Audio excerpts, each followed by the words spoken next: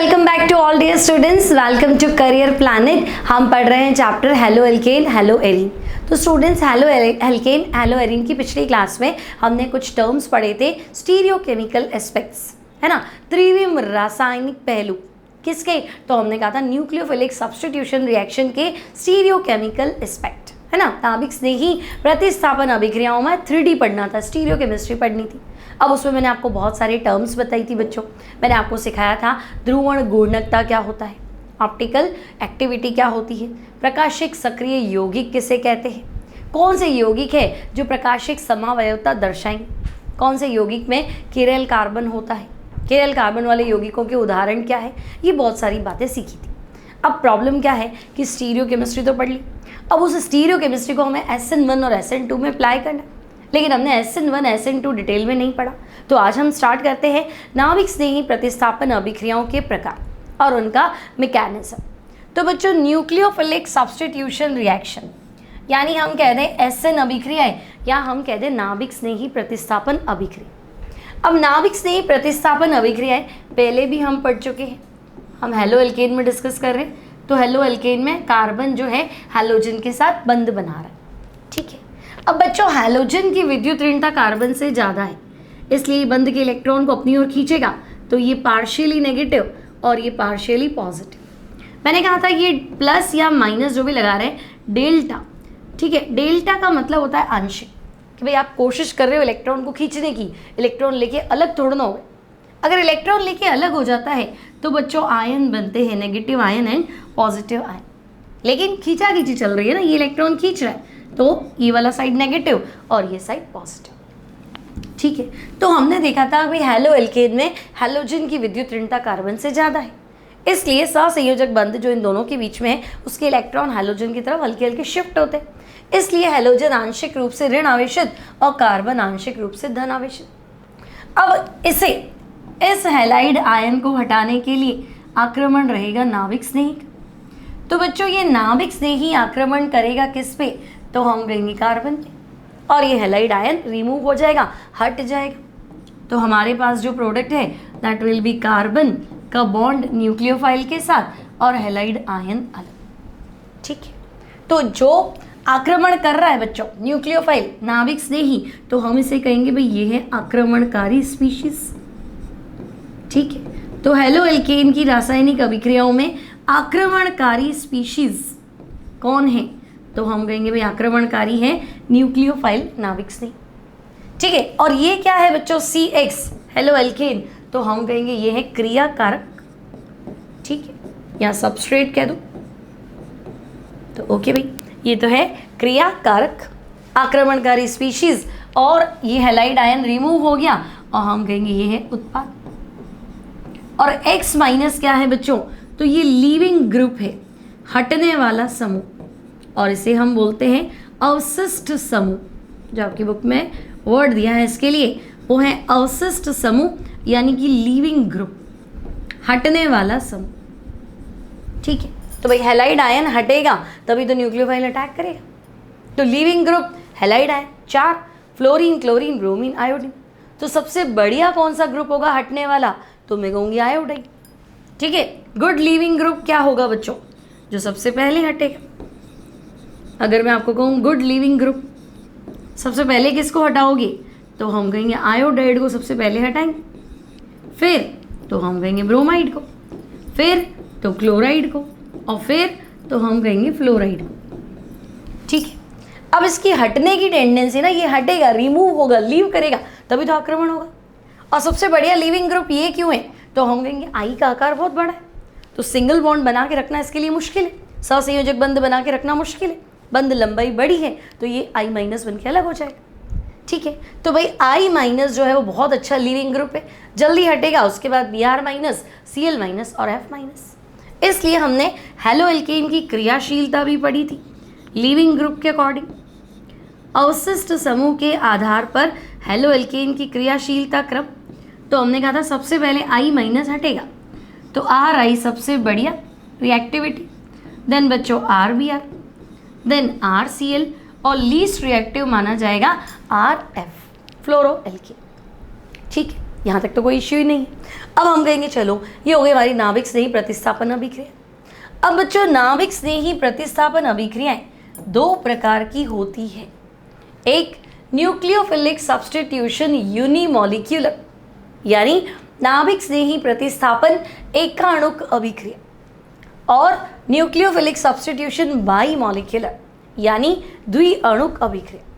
मतलब कि भाई एकाणुक यानी फर्स्ट ऑर्डर को फॉलो करेगा, अभिक्रिया की कोटि एक होगी, और SN2 बाईमॉलिक्यूलर द्विअणुक यानी सेकेंड ऑर्डर को फॉलो करेगा, अभिक्रिया की कोटि 2 रहेगी। अब क्या मतलब अभिक्रिया की कोटि? तो बच्चों अभिक्रिया का वेग जितने क्रिया कारकों की सांद्रता पर निर्भर करता है। एक रासायनिक अभिक्रिया हो रही तो रिएक्शन हो रही तो स्पीड तो होगी ना कि भाई फास्ट है कि स्लो है। जैसे हम अगर लैब में काम करते हैं, अम्ल और क्षार मिलाते हैं तो एकदम से क्या होता है, हीट रिलीज होती है ना, और एकदम तेजी से रिएक्शन होती है, पता ही नहीं चलता, इतनी फास्ट होती तो स्पीड। अब कभी कभी क्या होता है, हम धीरे धीरे परख नली की दीवार के सारे कुछ मिलाते हैं और धीरे धीरे अवक्षेप बनता है, तो वो मॉडरेट है, मध्यम गति की अभिक्रिया। और अगर मैं तुम्हें कहूँ सीमेंट जमेगा, है ना, सेटिंग ऑफ सीमेंट या लोहे पे जंग लगना, तो ये बहुत धीमी गति के उदाहरण है, वेरी स्लो रिएक्शन।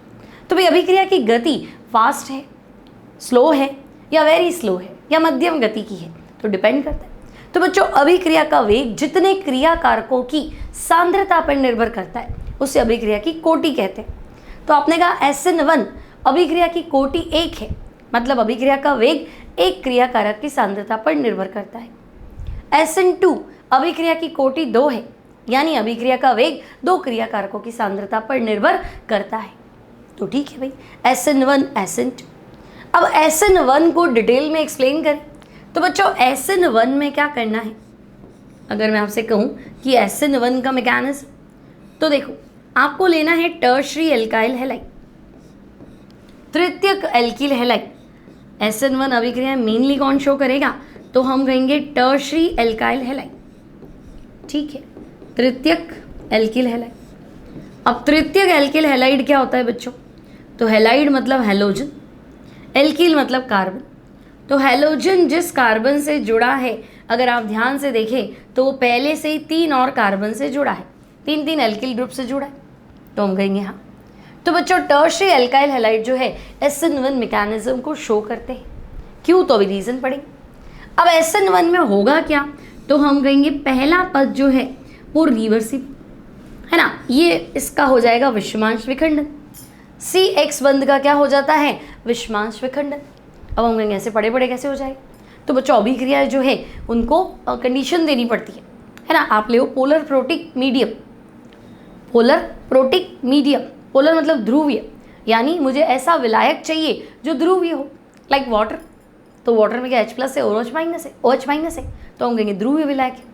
प्रोटिक मतलब क्या, जल एक वैसा विलायक है कि प्रोटॉन दे देता है, तो हम कहेंगे बिल्कुल पानी प्रोटॉन दे देगा। तो पोलर प्रोटिक मीडियम यानी विलायक, सॉल्वेंट है ना, तो उसकी उपस्थिति में क्या होगा, तो हम कहेंगे CX बंध का विषमांश विखंडन होगा। विषमांश विखंडन मतलब बच्चों ये दोनों इलेक्ट्रॉन जो है ये उठ के X पे आ जाएंगे, तो X तो हो जाएगा माइनस, और कार्बन जो बनेगा बच्चों वो कार्बन हो जाएगा प्लस, तो हम कहेंगे ये। अब जिस कार्बन पे प्लस है वो 3 और कार्बन से जुड़ा है, तो हम कहेंगे हाँ, जिस कार्बन पे प्लस है वो 3 और कार्बन से जुड़ा है, इसका मतलब यह तृतीयक कार्ब धनायन है। कार्बन पे प्लस को क्या बोलेंगे, तो हम कहेंगे कार्बन पे प्लस को कार्ब धन आयन बोलते हैं। कार्बन प्लस को क्या बोलेंगे, कार्ब धन आयन। अब जिस कार्बन पे प्लस है वो 3 से जुड़ा है, तो 3 डिग्री, टर्शरी कार्ब कैटायन, ठीक है। अगला स्टेप, तो बच्चों अगले स्टेप में क्या होगा, ये तो पहला स्टेप है, धीमी गति का पद है, ठीक है। नेक्स्ट स्टेप में क्या होगा, तो हम कहेंगे भाई ये जो कार्ब धनायन आपने बनाया है, ठीक है। अब ये जो कार्ब धनायन बनाया है इस पे नाभिक स्नेही का आक्रमण होगा, ठीक है।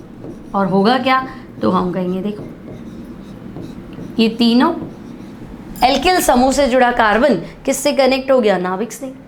तो अब ये माइनस है बच्चों, ये प्लस है, तो प्लस और माइनस में अटैक क्या होगा, फास्ट होगा, और ये फटाक से अटैक करके और रिएक्शन फॉरवर्ड डायरेक्शन में ले जाएगा, यानी अनुत्क्रमणी।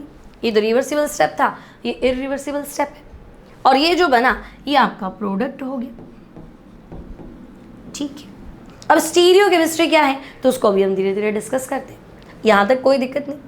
तो बच्चों SN1 मैकेनिज्म लिखेंगे कैसे, बोर्ड एग्जाम्स के पॉइंट ऑफ व्यू से अगर बात करें तो लिखना कैसे है। तो SN1 मैकेनिज्म में क्या करेंगे बच्चों, देखो SN1 मैकेनिज्म, SN1 अभिक्रिया सामान्यतः ध्रुवीय प्रोटिक विलायकों में संपन्न होती है। तो हम कहेंगे हाँ ध्रुवीय, ध्रुवीय मतलब क्या हुआ, तो हम कहेंगे ध्रुवीय मतलब एक हिस्सा पॉजिटिव एक हिस्सा नेगेटिव, ऐसा विलायक जो ध्रुवीय हो, प्लस माइनस हो। प्रोटिक मतलब प्रोटॉन देने वाला, तो ध्रुवीय प्रोटिक विलायक में होगी। प्रथम कोटि की अभिक्रिया समीकरण का पालन करती है और 2 पदों में पूर्ण होती है। ठीक है, पद लिखो। तो बच्चों प्रथम पद, तो हम कहेंगे प्रथम पद में क्या था, तो हमने देखा था विषमांश विखंडन हुआ था। तो बच्चों प्रथम पद में हैलो एल्केन का विषमांश विखंडन होता है। ठीक है, हैलो एल्केन का विषमांश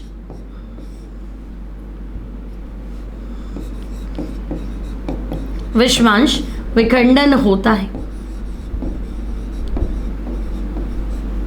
ठीक है, अब बच्चों विषमांश विखंडन का मतलब होता है कि बंध ऐसे टूटा है कि जो ज्यादा विद्युत ऋणी है वो दोनों इलेक्ट्रॉन लेके चला गया, है ना। मान लो A और B के बीच में बंध है और मैं कह रही हूँ B ज्यादा विद्युत ऋणी है, B खींच ही रहा है इलेक्ट्रॉन को। अब आपने माध्यम तो दे दिया, पोलर प्रोटिक सॉल्वेंट दे दिया, है ना। तो ये बंध ऐसे टूटेगा कि B क्या करेगा, इन दोनों इलेक्ट्रॉन को लेके भाग जाएगा, तो B माइनस और A क्या हो जाएगा बच्चों, प्लस। B माइनस और A प्लस, तो आयंस बनेंगे ले दे के कुल मिला के। तो हम कहेंगे कि भाई प्रथम पद में हैलो एल्केन का विषमांश विखंडन होता है तथा, तो एक तो हैलाइड आयन बनेगा और दूसरा क्या बनेगा, तो हम कहेंगे दूसरा कार्बन पे प्लस। कार्बन प्लस को क्या कहते हैं बच्चों, तो हम कहेंगे कार्ब धन आयन, तथा कार्ब धन आयन का निर्माण होता है। तो हम कहेंगे ओके चलो, हैलो एल्केन में सबसे पहले क्या हुआ, तो विषमांश विखंडन हुआ, है ना, और कार्ब धन आयन का निर्माण हुआ। कैसे, तो हम लिख देते, अब मान लो यहाँ R, यहाँ पे भी R, यहाँ पे भी R और यहाँ हैलोजन। ठीक है, अब विषमांश विखंडन हुआ यानी ये बंध है ना, इस बंध के दोनों इलेक्ट्रॉन उठ के आ गए X पे। ठीक है, पहला स्टेप रिवर्सिबल था, ठीक है, और स्लो था, धीमी गति का पद, तो धीमा बनेगा क्या, तो हम कहेंगे कार्ब धन आयन। ठीक है भाई, कार्ब धन आयन और X माइनस। क्लियर।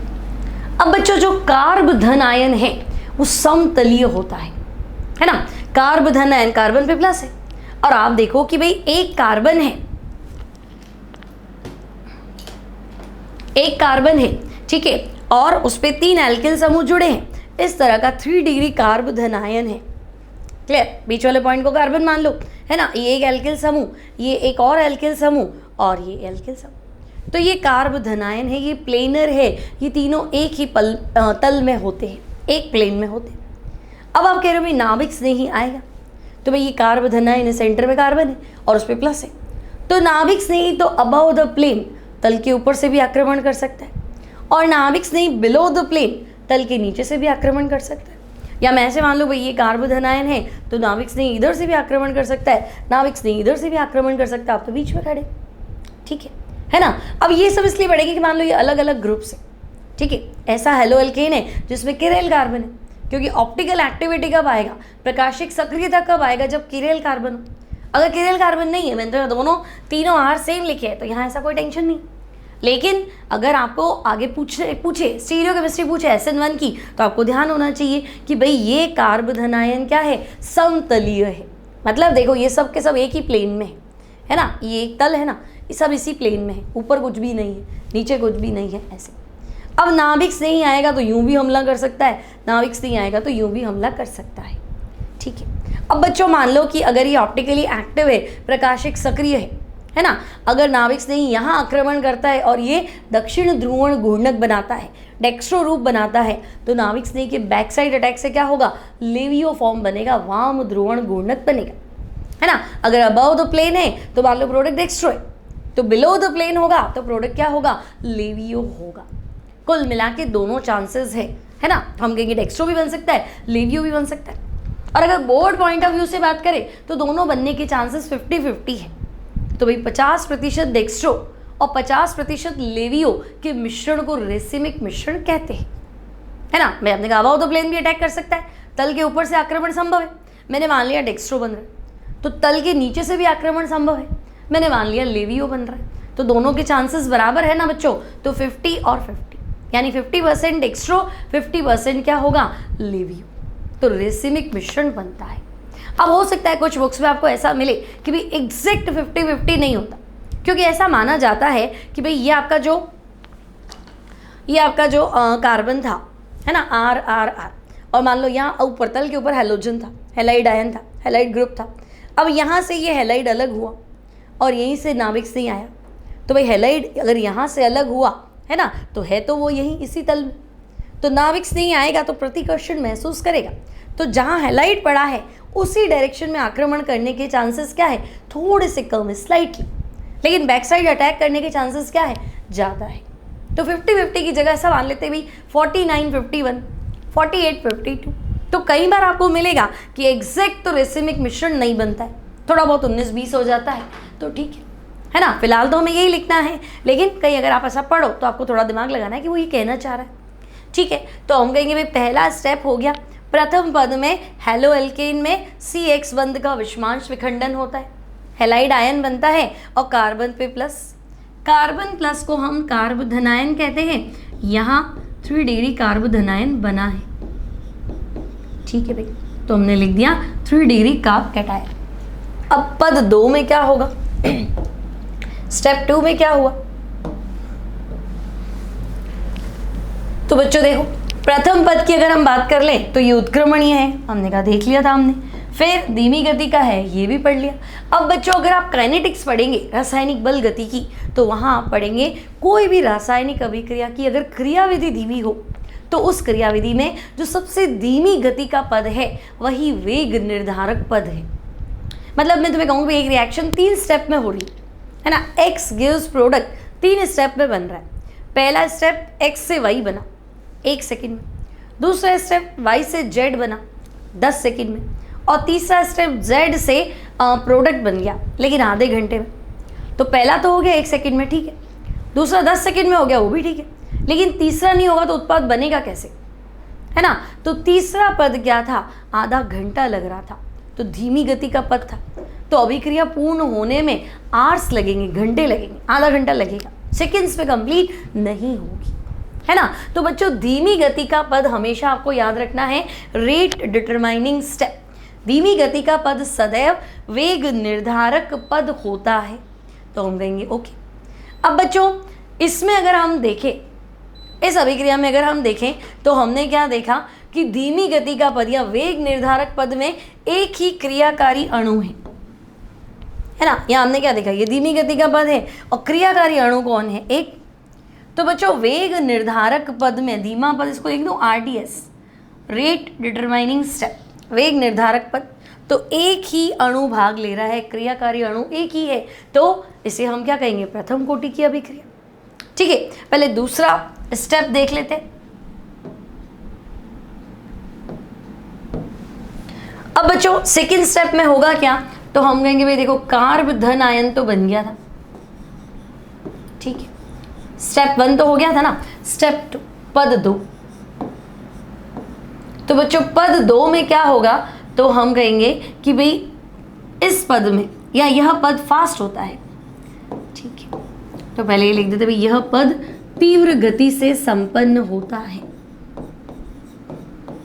ठीक है, यह पद तीव्र गति से संपन्न होता है यानी फास्ट है।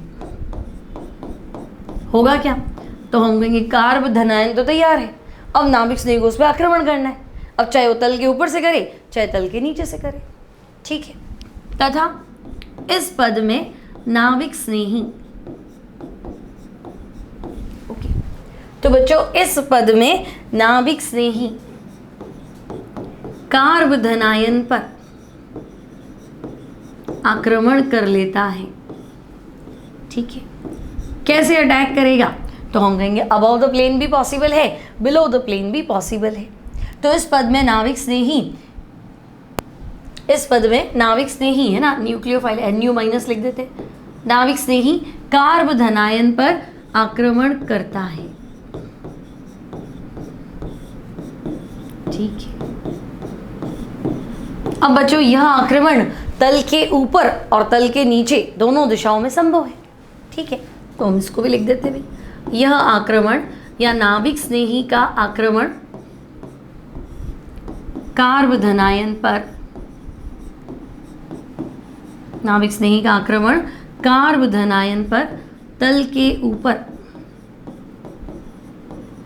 तल के ऊपर अथवा तल के नीचे, above the plane below the plane, तल के ऊपर अथवा तल के नीचे दोनों दिशाओं में संभव है। ठीक है भाई, दोनों दिशाओं में संभव है।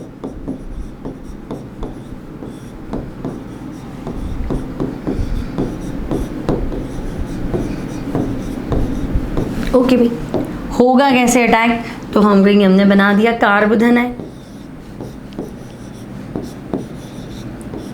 ठीक है, अटैक कौन करेगा? तो हम कहेंगे नाभिक स्नेही। तो ये आपका आंसर हो जाएगा R R R और यहाँ आ जाएगा नाभिक स्नेही। और यह पद तीव्र गति से संपन्न होता है, तो हम यहाँ लिख देते हैं फास्ट। तो ये हो गया पद 2 और पिछला वाला था पद 1। ठीक है, तो हम कहेंगे पद 1 में तो विषमांश विखंडन हुआ, धीमा था, कार्ब धनायन का निर्माण हुआ। पद 2 में क्या हुआ? कार्ब धनायन पर नाभिक स्नेही का आक्रमण हुआ, स्टेप फास्ट है और प्रोडक्ट बना। ठीक है, अब तो हम कहेंगे पहला पद उत्क्रमणीय था, धीमी गति का था, इसलिए वेग निर्धारण पद था। अब बच्चों वेग निर्धारक पद में केवल एक ही क्रियाकारी अणु यानी तृतीयक एल्किल हैलाइड भाग लेता है। तो वेग निर्धारक पद में केवल तृतीयक एल्किल हैलाइड है, यानी अभिक्रिया का वेग सिर्फ 3 डिग्री एल्किल हैलाइड की सांद्रता पर निर्भर करता है, मतलब एक जने की सांद्रता पर निर्भर करता है, इसलिए अभिक्रिया की कोटि क्या होगी? 1। तो हम देखेंगे भाई धीमी गति का पद अगर हम देखें तो देखो धीमी गति के पद में क्रियाकारी कितने, तो हम कहेंगे एक ही है। तो स्पीड ले दे के इस पर डिपेंड करेगी बच्चों, ये ज़्यादा लेओगे तो ये स्टेप तेज चलेगा, मतलब ये ज़्यादा लेओगे तो अभिक्रिया का वेग जो है वो क्या हो जाएगा? बढ़ेगा। और एल्किल हैलाइड कम रखोगे तो अभिक्रिया का वेग क्या हो जाएगा? कम। पद धीमा है लेकिन स्पीड तो यही डिसाइड करेगा, है ना, किस स्पीड से रिएक्शन होनी है ये आपका, इसकी सांद्रता जो है बच्चों वो डिसाइड करेगी। भाई आप 1 मोल ले रहे हैं कि 10 मोल ले रहे हैं, है ना, 1 मोल ले रहे हैं तो ठीक है, और अगर 10 मोल ले रहे हैं तो सांद्रता 10 गुना कर दी तो अभिक्रिया का वेग आप देखेंगे 10 गुना बढ़ जाएगा। आगे बात समझो? ठीक है, तो ओवरऑल हम देख रहे हैं ना रिएक्शन की स्पीड, पहला पद धीमा है ना, पहला पद धीमा है लेकिन ओवरऑल रिएक्शन की स्पीड, एक संपूर्ण अभिक्रिया का वेग बढ़ता जाएगा जैसे जैसे तृतीयक एल्किल हैलाइड की सांद्रता बढ़ाएंगे। ठीक है, तो बच्चों अभिक्रिया का वेग जो है कभी भी किसी भी रासायनिक अभिक्रिया का वेग उसमें भाग लेने वाले क्रियाकारी अणुओं की सांद्रता पर निर्भर करता है। अब प्रैक्टिकली हमने क्या देखा कि SN1 में अभिक्रिया का वेग जो है तृतीयक एल्किल हैलाइड की सांद्रता पर निर्भर करता है, मतलब एक जना है। ठीक है, अब प्रोपोर्शनल का साइन हटा दीजिए। तो अगर आपने प्रोपोर्शनल का साइन हटा दिया तो कांस्टेंट आ गया K और यहाँ आ गया R3CX, K इंटू तृतीयक एल्किल हैलाइड की सांद्रता। तो हम कहेंगे अब ये जो मैकेनिज्म हुआ ये मैकेनिज्म हुआ SN1 न्यूक्लियोफिलिक सब्स्टिट्यूशन यूनिमॉलिक्यूलर, एक का अणुक अभिक्रिया, नाभिक स्नेही प्रतिस्थापन एक का अणुक अभिक्रिया, एक जने पे स्पीड जो है ले दे के डिपेंड करेगी। ठीक है, अब SN2 की बात कर लेते हैं। फर्स्ट तो हो गया हमारा। ठीक है, अब SN2 से पहले चलो कुछ क्वेश्चंस देख लेते हैं इसके। अब देखो बच्चों, SN1 अभिक्रिया के दौरान कार्ब धनायन का निर्माण होता है, तो हमने देखा था पहले स्टेप में कार्ब धनायन बनता है। अब कार्ब धनायन के स्थायित्व क्रम को बताइए। तो बच्चों कार्ब धनायन का स्थायित्व क्रम होता है, सबसे ज्यादा स्टेबल कार्ब कैटायन होता है 3 डिग्री। 3 डिग्री मतलब समझे ना, जिस कार्बन पे बच्चों प्लस है ना, जिस कार्बन पे प्लस है वो आगे 3 और कार्बन, 3 और एल्किल समूह से जुड़ा है, मतलब ये है 3 डिग्री। ग्रेटर देन 2 डिग्री यानी जिस कार्बन पे प्लस है वो आगे 2 और एल्किल समूह से या कार्बन से कनेक्टेड है, तो 2 degree. Greater than 1 degree RCH2 plus, तो हम कहेंगे 1 डिग्री। और greater than methyl CH3 plus, methyl या मैथिल कार्बोधनायन, तो भाई ये कार्बोधनायन का स्थायित्व है। तो हम कहेंगे नहीं, हमें कार्बोधनायन के स्थायित्व से क्या लेना देना, हमें तो ये बताओ SN1 फास्ट कौन देगा, क्या 3 डिग्री फास्ट देगा, 2 डिग्री फास्ट देगा, 1 डिग्री देगा या मैथिल हैलाइड। तो हम कहेंगे भाई SN1 में कार्बोधनायन बनाना है, तो कार्बोधनायन कौन सा एल्किल हैलाइड बनाएगा, जिसका स्टेबल होगा। तो अगर मैं तुम्हें कहूँ कि बच्चों 3 डिग्री एल्किल हैलाइड है मेरे पास, तो तुम कहोगे 3 डिग्री एल्किल हैलाइड है तो बहुत बढ़िया है ना, पहले स्टेप में ही हैलाइड अलग होगा, इस कार्बन पे प्लस आएगा तो आराम से बनेगा ही। तो बच्चों ये अलग होगा तो ये बनेगा, तो ये अलग होगा तो अभिक्रिया होगी ना। अगर C और X में से ये X जाएगा है ना, तो कार्बन प्लस बनेगा, और ये कार्बन प्लस क्या है, स्थायी है, तो ये इसको भगा देगा, भाई जाओ थोड़ी देर तो रह लूँगा, है ना। तो बच्चों ये अलग होगा तभी तो अभिक्रिया संपन्न होगी, ठीक है। तो बच्चों को लगता है कि भाई स्थायित्व और क्रियाशीलता तो उल्टे होते हैं, भाई जो स्थायी है वो क्रियाशील कैसे होगा और जो क्रियाशील है वो स्थायी कैसे होगा, लेकिन उल्टे तो है, लेकिन बात तो अलग अलग है ना। स्थायित्व तो तुम कार्बोधनायन का बता रहे हो और क्रियाशीलता किसकी बता रहे हो, हेलो एल्कीन की। तो ध्यान रखना है तुम्हें, 3 डिग्री एल्किल हैलाइड अगर इसका हेलोजन ग्रुप अलग होगा बच्चों तो होगा क्या, हम कहेंगे 3 डिग्री कार्बोधनायन बनेगा। उसके बाद क्रियाशीलता क्रम में आएगा 2 डिग्री एल्किल हैलाइड, इसकी क्रियाशीलता तेज होगी।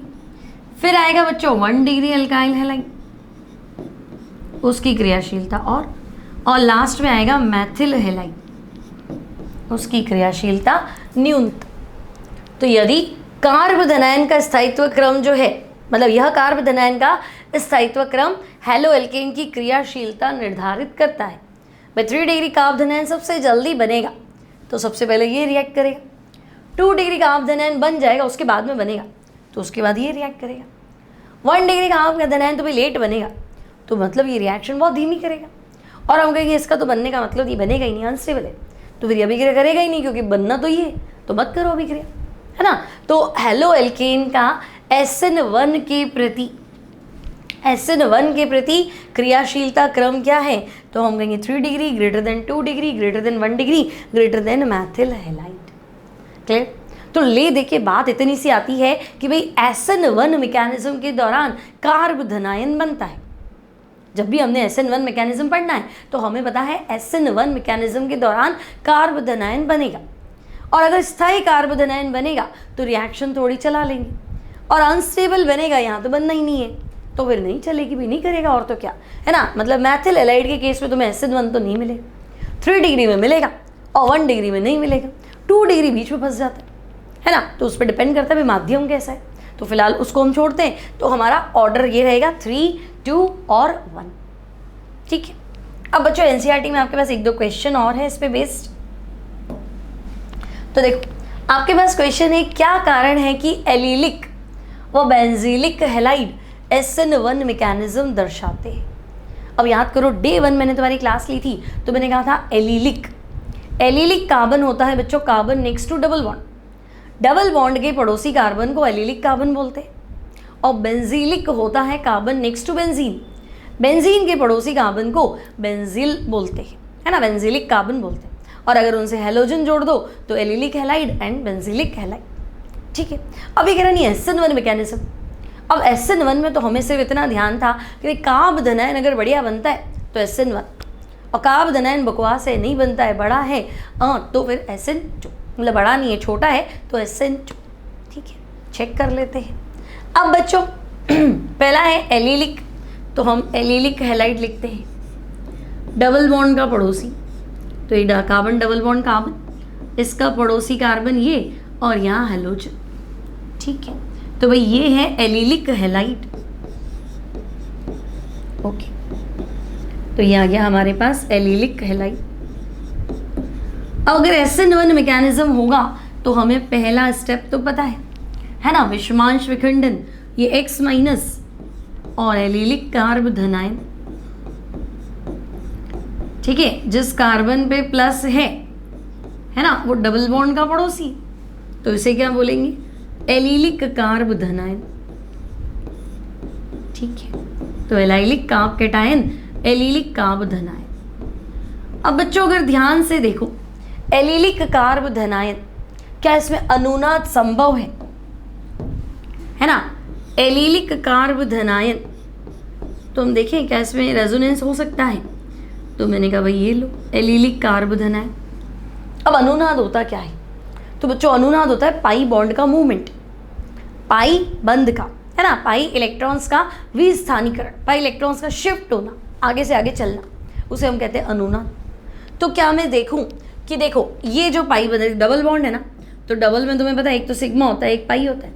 अब इसमें ये नहीं है कि ऊपर वाला सिग्मा नीचे वाला पाई, ऐसा कुछ भी नहीं है, एक सिग्मा होता है और एक पाई होता है। ठीक है, तो ऊपर नीचे वाला कॉन्सेप्ट मत लगाना। अब देखो मान लो पाई बंध कमजोर होता है तो हम कहेंगे हाँ ये तो पता ही, ठीक है, तो मान लो ये बंध यहाँ टूट गया, तो मैंने पहले भी सिखाया था बच्चों, एक बंध मतलब 2 इलेक्ट्रॉन। अब ये पूरा का पूरा बंध उठ के यहाँ आ गया, तो दोनों इलेक्ट्रॉन एक जगह पे आ गए, तो वो जगह माइनस और दूसरी जगह क्या हो गई प्लस। तो जहाँ तीर आता है वो नेगेटिव और जहाँ पूंछ आ रही है, टेल आ रही है, वो पॉजिटिव, तो हम कहेंगे हाँ भाई सही बात है। तो ये तो उठ के यहाँ आ गया, तो बच्चों ये कार्बन नेगेटिव, पीछे वाला कार्बन पॉजिटिव, तो मैं कहूँगी देखो CH2 प्लस। अब ये CH और ये CH2, तो बच्चों थोड़ी देर पहले ये प्लस था और अब ये माइनस बना, तो प्लस और माइनस मिल के सिंगल बॉन्ड बन जाएगा। भाई माइनस है मतलब 2 इलेक्ट्रॉन है, ये इसको दान दे देगा, है ना, तो बंध तो बन जाएगा, तो प्लस माइनस मिलके बॉन्ड बन गया। अब ध्यान से देखो, पहले ये स्ट्रक्चर था, अब ये स्ट्रक्चर है, और ध्यान से देखो क्या पाई बॉन्ड चला, पहले पाई बॉन्ड इधर था, अब पाई बॉन्ड चल के वहाँ आ गया, तो पाई बॉन्ड का चलना पाई बंध का विस्थानीकरण, है ना, विस्थानीकरण मतलब जगह बदलना, तो हम कहेंगे हाँ जगह तो बदली, तो जगह बदलने को तो अनुनाद कहते। तो भाई ये क्या है, तो हम कहेंगे एलिलिक कार्ब धनायन में तो अनुनाद है ना बच्चों, एलिलिक कार्ब धनायन में क्या है, अनुनाद है। और तुम्हें पता है कि जहाँ पे भी अनुनाद आया, भाई ये इसमें बदलेगा, ये इसमें बदलेगा, तो ऐसे ही थोड़ा ना बदल जाएंगे, कभी भी कोई प्रोसेस होता है तो एनर्जी लॉस तो होगा, ये जाके इधर शिफ्ट होगा, ये जाके इधर शिफ्ट होगा, तो एनर्जी लॉस, ऊर्जा का ह्रास होगा, तो एनर्जी लॉस होगा मतलब सिस्टम शांत हो जाएगा, स्टेबिलिटी आएगी, या इन शॉर्ट जहाँ पे भी अनुनाद है वो चीज़ स्थायी है। तो हम कहेंगे भाई एलिलिक कार्ब धनायन में तो अनुनाद है, तो हम कहेंगे ठीक है, फिर तो हमें आंसर मिल गया। तो बच्चों एलिलिक कार्ब धनायन, चूंकि एलिलिक कार्ब धनायन अनुनाद के कारण स्थायी होता है, एलिलिक कार्ब धनायन अनुनाद के कारण क्या होता है, तो हम कहेंगे अनुनाद के कारण स्थायी होता है। ठीक है, तो एलिलिक कार्ब धनायन अनुनाद के कारण स्थायी होता है, अतः क्या होगा, तो हम कहेंगे अतः एलिलिक हैलाइड, एलिलिक हैलाइड नाविक स्नेही प्रतिस्थापन एकाणुक, है ना, SN1 लिखने क्या सीधा SN1 अभिक्रिया दर्शाते हैं। क्योंकि हमें अभी तक जो ज्ञान मिला है उसमें इतनी बात क्लियर है कि भाई SN1 में कार्ब धनायन बनता है, तो हम कहेंगे इधर कार्ब धनायन बन गया तो कोई टेंशन नहीं है, ये स्टेबल है, तो बन जाएगा, हो जाएगा SN1 मैकेनिज्म। ठीक है, तो बच्चों एलिलिक वाले का तो जवाब मिल गया। फिर हम बात करें क्या बेंजीलिक में ऐसा कुछ है, तो चेक कर लेते हैं भाई कि बेंजीलिक में ऐसा कुछ मिलेगा क्या। तो बेंजीलिक कार्ब धनायन, तो अभी मैंने आपको सिखाया benzylic halide, carbon next to benzene, benzene का नेबर कार्बन होता है बेंजिल, और अगर हम बात करें हैलाइड तो ये, तो बच्चों ये हुआ बेंजिल हैलाइड। ठीक है। अब बेंजिल हैलाइड है, विषमांश विखंडन की बात की जाए, SN1 मैकेनिज्म का पहला स्टेप होता है हाइड्रोलिटिक फ्यूजन, विषमांश विखंडन।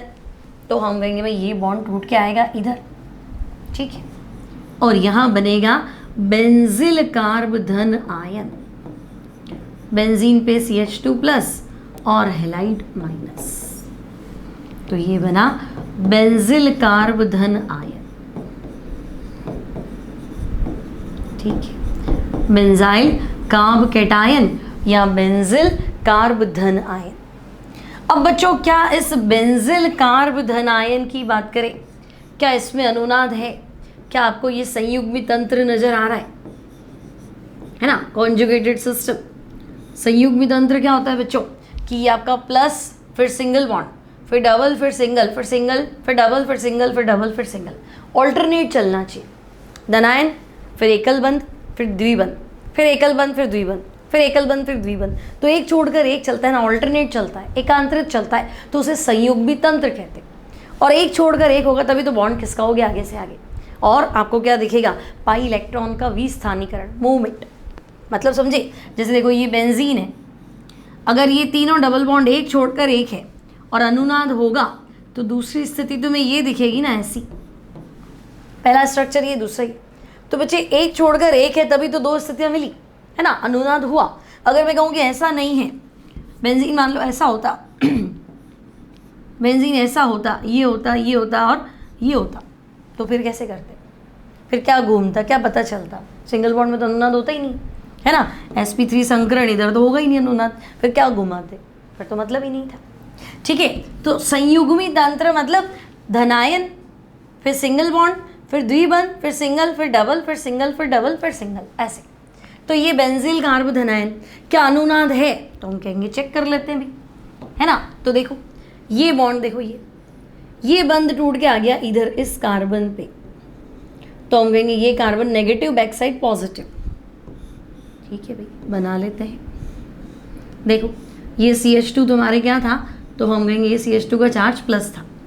अब इलेक्ट्रॉन जो आया है वो इस कार्बन पे आया है, वो नेगेटिव है।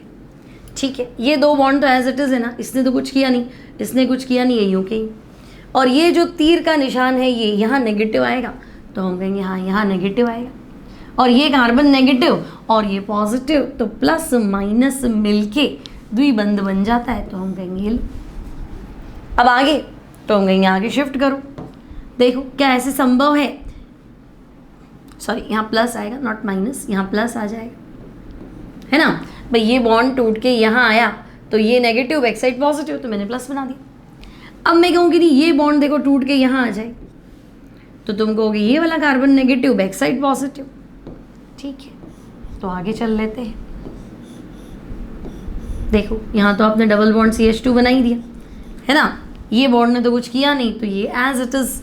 और ये बंद यहाँ टूट गया, नेगेटिव पॉजिटिव डबल बॉन्ड, और यहाँ आ गया प्लस। तो हो गई यहाँ, आगे बढ़े, तो आगे बढ़ जाओ। देखो मान लो ये बंद यहाँ टूट गया, तो देखो जब तीर आता है वो नेगेटिव और जब पूंछ आती है वो पॉजिटिव। तो वापस देखो पहले ऐसा का ऐसा स्ट्रक्चर बनाओ, डबल बॉन्ड बनाओ CH2, पूंछ आ रही है वो प्लस, मतलब ये प्लस, तीर आ रहा है वो माइनस, तो ये चीज़ माइनस है और ये प्लस है, तो माइनस प्लस पास पास में दिखे तो पाई बॉन्ड बना देना डबल, और ऊपर का double bond as it is. फिर आगे चले तो हम कहेंगे देखो अब अगर इस बंध को वापस यहाँ तोड़ दो तो कार्बन पॉजिटिव, ये वाला कार्बन नेगेटिव। ठीक है, तो देखो बंध टूट के रिंग के अंदर आ गया ना वापस, तो बाहर वाला कार्बन जो है वो पॉजिटिव, ये वाला कार्बन क्या था नेगेटिव, और नीचे इधर वाला प्लस, तो ये डबल बॉन्ड, ये और ये। तो बच्चों पहला स्ट्रक्चर और आखिरी स्ट्रक्चर देख लो, बाकी सब में डबल एरो लगता है, बाकी ये। तो पहली स्ट्रक्चर में देखो बॉन्ड्स की पोजीशन, दो बॉन्ड ऊपर वाली साइड है, एक बॉन्ड नीचे है, और आखिरी में देखो एक बॉन्ड ऊपर है, दो नीचे है ना। ध्यान से देखो, पहला जो स्ट्रक्चर बनाया है उसमें ये दो बॉन्ड ऊपर है, ये बॉन्ड नीचे है, और आखिरी जो स्ट्रक्चर बनाया है उसमें देखो एक बॉन्ड ऊपर है और दो नीचे है। मतलब स्थितियाँ बिल्कुल एक दूसरे की क्या हो गई, ओपोजिट हो गई, बदल गई, है ना। मतलब पूरा पाई बॉन्ड जो है वो सिस्टम में घूम गया, तो इससे क्या बोलेंगे, तो हम कहेंगे भाई बेंजिल कार्बोधनायन में अनुनाद। ठीक है, तो उसको हम लिख लेते हैं, बेंजिल कार्बोधनायन की अनुनादी संरचनाएं। ठीक है, अब अनुनाद है तो आपको पता है जहां पे भी अनुनाद है, रेजोनेंस है, वो चीज अपने आप में स्टेबल है। तो हम कहेंगे ठीक है, मान लेते हैं कि भाई बेंजिल कार्बोधनायन क्या है, अनुनाद के कारण स्थायी। और अगर अनुनाद के कारण स्थायी है तो बात खत्म। मैकेनिज्म क्या होगा, SN1, क्योंकि SN1 की पहली शर्त ही कार्बोधनायन बनेगा। तो हमने कहा वही कार्बोधनायन बनाएंगे जो स्थायी हो। अब स्थायित्व की वजह कुछ भी हो, चाहे 3 डिग्री हो इसलिए स्थायी है, चाहे अनुनाद के कारण स्थायी, उससे क्या लेना देना। तो यहाँ पे भी आपको अपना आंसर यही देना है कि भाई बेंजिल कार्बोधनायन, क्योंकि बेंजिल कार्बोधनायन अनुनाद के कारण स्थायी होता है। ठीक है, बेंजिल कार्बोधनायन अनुनाद के कारण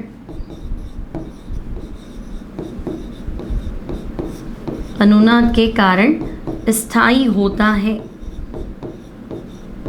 ठीक है, तो अनुनाद के कारण स्थायी होता है, अतः यह SN1 क्रियाविधि दर्शाता है ना। इसका जो मैकेनिज्म होगा बच्चों वो SN1 होगा। तो SN1 क्रियाविधि दर्शाता है। ठीक है, यहाँ तक कोई दिक्कत नहीं, समझ में आ गया। तो 2 क्वेश्चन बनेंगे भाई, एलिलिक हैलाइड SN1 मैकेनिज्म क्यों शो करता है। तो आप कहेंगे एलिल कार्बोधनायन अनुनाद के कारण स्थायी। बेंजीलिक हैलाइड SN1 मैकेनिज्म क्यों शो करता है, तो आपका आंसर बेंजिल कार्बोधनायन अनुनाद के कारण स्थायी।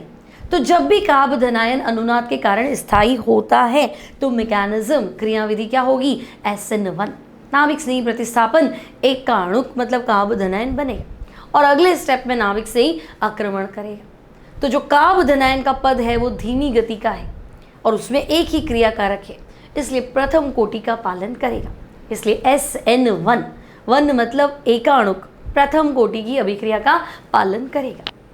तो ये सब कुछ था बच्चों SN1 के लिए।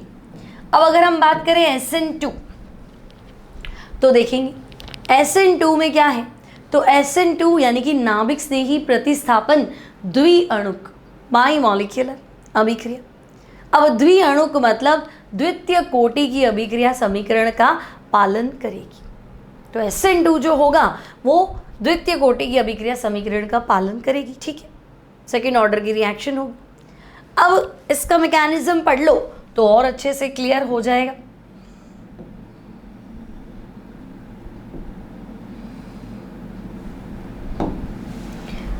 अब बच्चों SN2 का मैकेनिज्म पढ़ लो तो बाकी के सारे पॉइंट्स आपके थियरी के क्लियर हो जाए। मान लो मैं आपसे कहूँ कि भाई एल्किल हैलाइड है, लेकिन है ना मेरे पास प्राथमिक alkyl halide, 1 degree alkyl halide,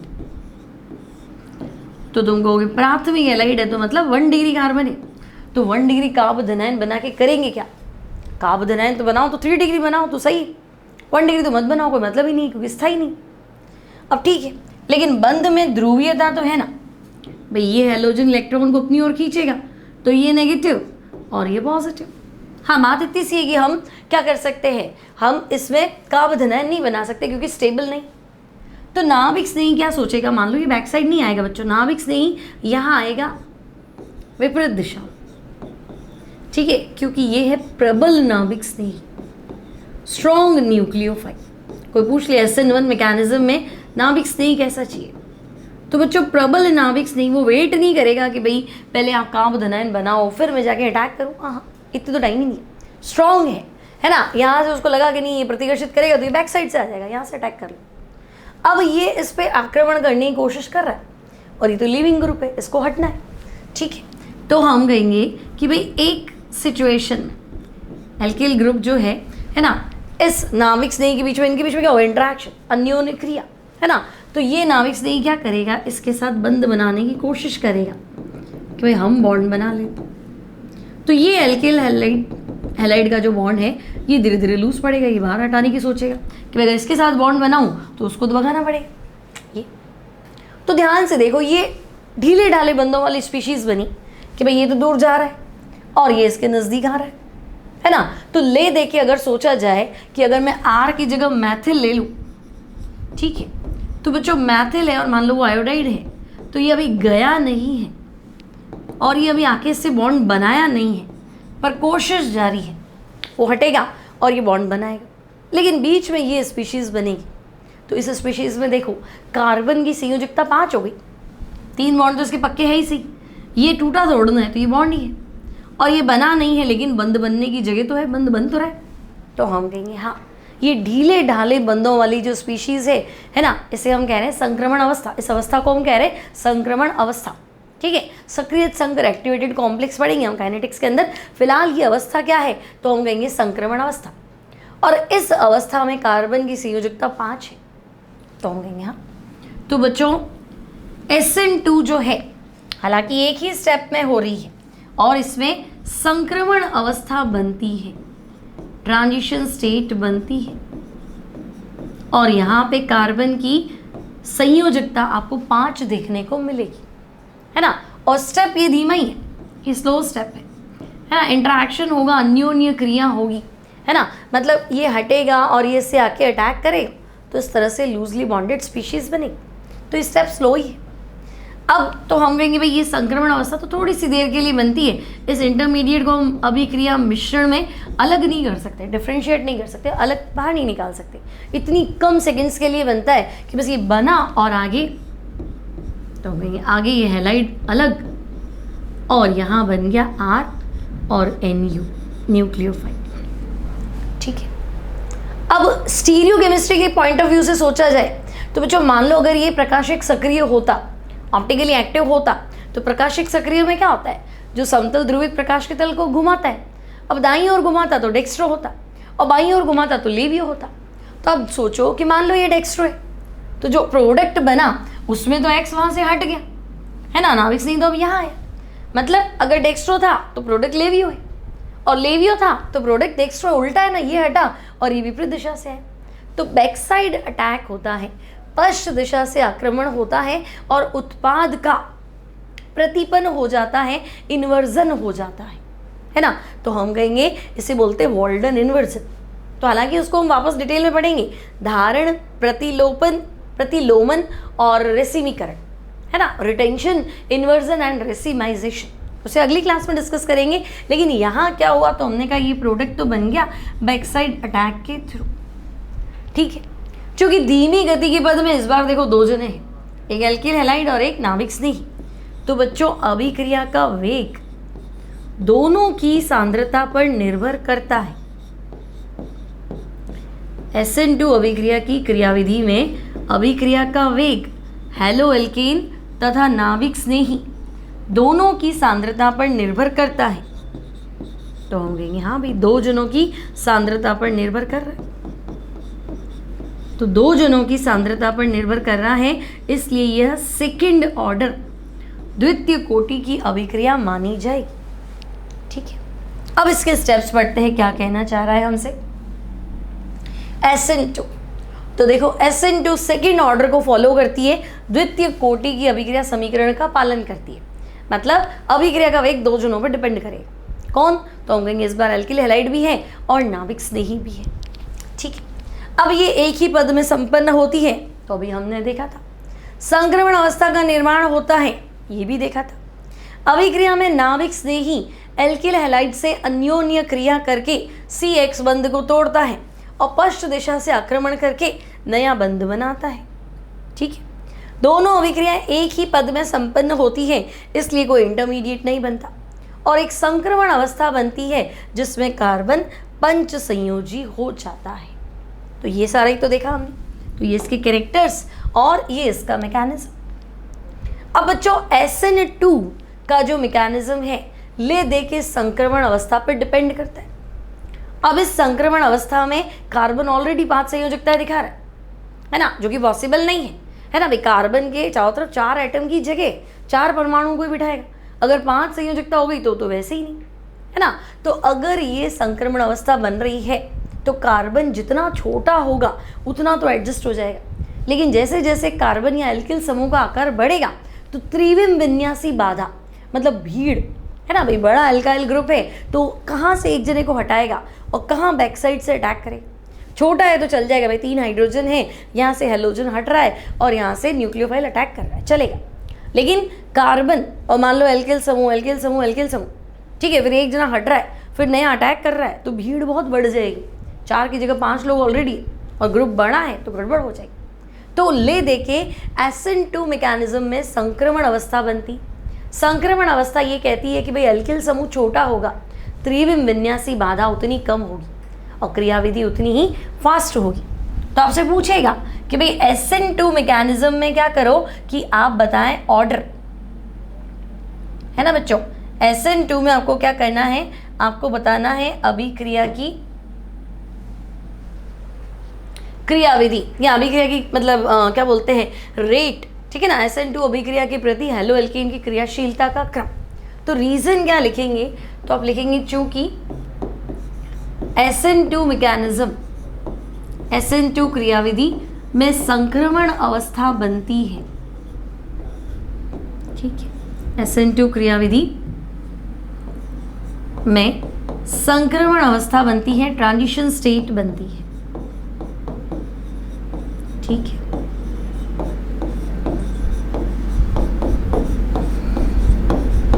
और इस संक्रमण अवस्था में कार्बन की संयोजकता कितनी थी, तो हम कहेंगे संयोजकता 5 हो गई थी, ठीक है। तो SN2 क्रियाविधि में संक्रमण अवस्था बनती है जिसमें कार्बन 5 संयोजी हो जाता है, 5 संयोजकताएं दिखाता है, ठीक है भाई। कार्बन 5 संयोजी हो जाता है, अतः एल्किल हैलाइड की क्रियाशीलता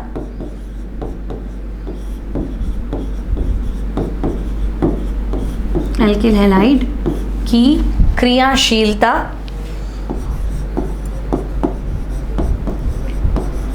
एल्किल समूह के एल्किल हैलाइड की क्रियाशीलता एल्किल समूह के आकार पर निर्भर करती है,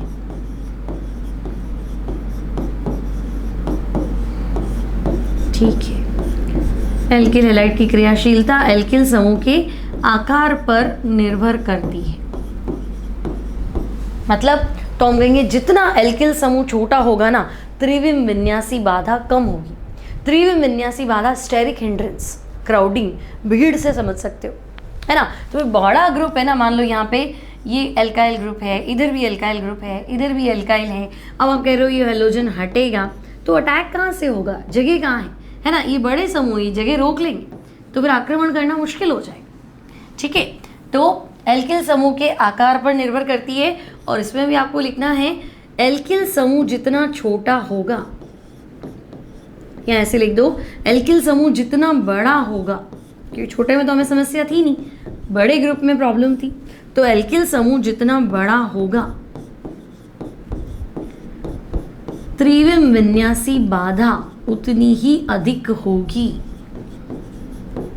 ठीक है भाई। त्रिविम विन्यासी बाधा उतनी ही अधिक होगी।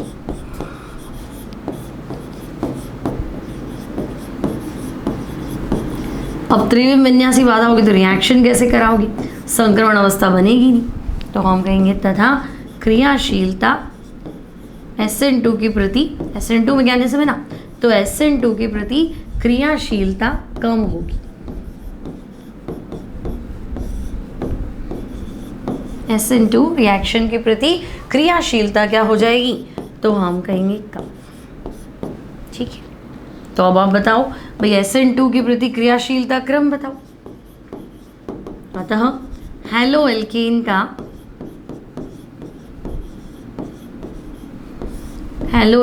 का SN2 अभिक्रिया के प्रति SN2 अभिक्रिया के प्रति क्रियाशीलता का क्रम, रिएक्टिविटी ऑर्डर समझा दो हेलो एल्केन का SN2 के प्रति। तो हम कहेंगे एल्किल समूह छोटा रखो, ले देखे तो छोटा रखे तो सबसे छोटा ही ले लेते। तो सबसे छोटा एल्किल समूह है मैथिल हैलाइड, सबसे बढ़िया रिएक्शन, सबसे फास्ट। उसके बाद तो बच्चों 1 डिग्री हैलाइड है ना, 1 डिग्री एल्किल हैलाइड, फिर 2 डिग्री एल्किल हैलाइड, तो ग्रुप बड़ा हो गया, रिएक्टिविटी कम हो जाएगी। और 3 डिग्री में तो बहुत झंझट है ना। 3 डिग्री एल्किल हैलाइड में क्या होगा, तो हम कहेंगे इसमें रिएक्टिविटी और कम हो जाएगी। तो बच्चों SN1 में मैकेनिज्म था 3-2-1 और SN2 में मैकेनिज्म क्या रहेगा, तो हम कहेंगे 1, 2 और 3। तो समझ गए यहाँ तक। तो SN1 और SN2, SN1 में होगा रेसिमीकरण, क्योंकि कार्बोधन आयन बनता था, तो तल के ऊपर से भी अटैक हो सकता है, तल के नीचे से भी अटैक हो सकता है। और SN2 में कभी भी रेसिमीकरण नहीं होगा, क्या होगा, इन्वर्जन, प्रतिपन, है ना, जहाँ जैसे हम प्रतिलोमन कह सकते हैं, इन्वर्जन मतलब कि जिस दिशा से नाभिक स्नेही आएगा या जिस दिशा से एलाइड ग्रुप हटेगा, विपरीत दिशा से क्या होगा, नाभिक स्नेही अटैक करेगा। SN1 जो है वो वीक न्यूक्लियोफाइल की प्रेजेंस में होती है, दुर्बल नाभिक स्नेही, उसमें इतनी पावर नहीं इकट्ठ अटैक करे, तो वेट करता है कार्बोधन आयन बने फिर आक्रमण करूँगा। तो दुर्बल नाभिक स्नेही सदैव SN1 दिखाते हैं, और प्रबल नाभिक स्नेही वो वेट नहीं करेगा, वो घर में घुस जाएगा कि ठीक है भाई हैलाइड इधर है ना, तो मैं बैक साइड से अटैक कर लेता हूँ और इसको भगा देता हूँ। तो SN2 हमेशा स्ट्रॉन्ग न्यूक्लियोफाइल की प्रेजेंस में होती है, प्रबल नाभिक स्नेही की प्रेजेंस में होती है। तो ये बच्चों आज की हमारी क्लास थी SN1 और SN2 मैकेनिज्म पे बेस्ड। ठीक है, अब इन पे बेस्ड क्वेश्चंस है ना, अवधारण क्या होता है, प्रतिलोमन क्या होता है, और रिटेंशन और रेसिमीकरण क्या होता है, तो उसको हम पढ़ेंगे आने वाली क्लासेस में। Till then take care and good bye.